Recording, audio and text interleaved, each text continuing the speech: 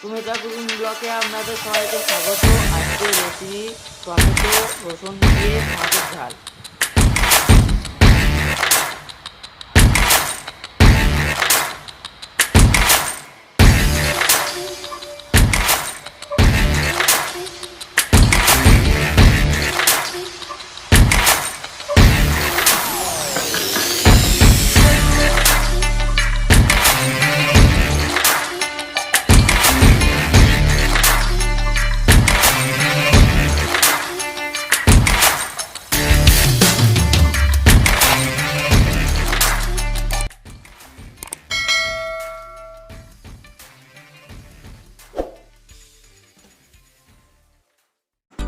কাতলা মাছটা কেটে ভালো করে ধুয়ে রেখে দিলাম। বন্ধুরা, আজকের আমি বানাবো রসুন টমেটো দিয়ে কাতলা মাছের ঝাল। মাছে পরিমাণ মতন হলুদ দিলাম,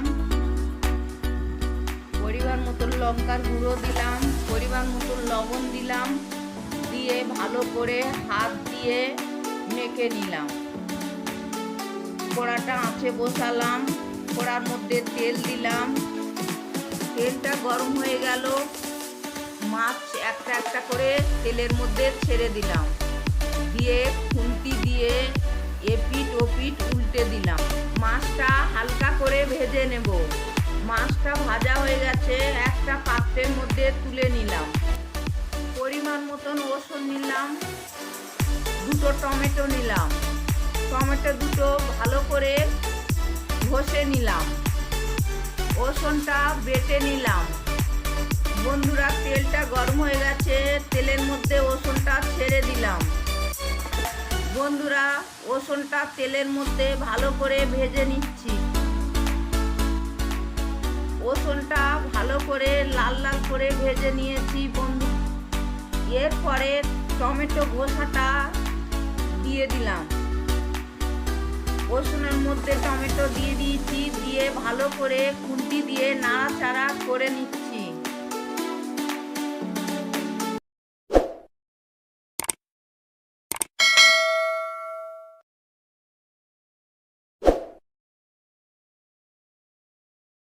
কিছুক্ষণ নাড়ার পরে পরিমাণ মতন হলুদ দিলাম, পরিমাণ মতন লঙ্কার গুঁড়ো দিলাম।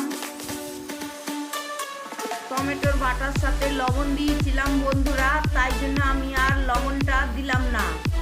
খুন্তি দিয়ে ভালো করে নাড়াচাড়া করে নেবার পরে পরিমাণ মতন জল দেব। জলটা দেবার পরে খুন্তি দিয়ে ভালো করে নাড়াচাড়া করে নিচ্ছি। জলটা দেবার পরে 10 মিনিট ধরে ফুটিয়ে নেব, যাতে রসুনের গন্ধটা চলে যায়। 10 মিনিট পরে মাছটা দিয়ে দিলাম। মাছটা দেবার পরে 2 মিনিট ফুটিয়ে নেব। নিয়ে মাছটা আমার রেডি। আমি এবারে নামিয়ে নেব। বন্ধুরা, আমার তরকারিটা হয়ে গেছে, আমি একটা পাত্রের মধ্যে নামিয়ে নেব।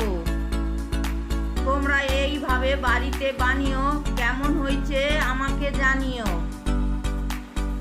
এই মাছটা গরম ভাতের সাথে খেতে খুব ভালো লাগে। তোমরা খেও, কেমন হয়েছে আমাকে জানিও।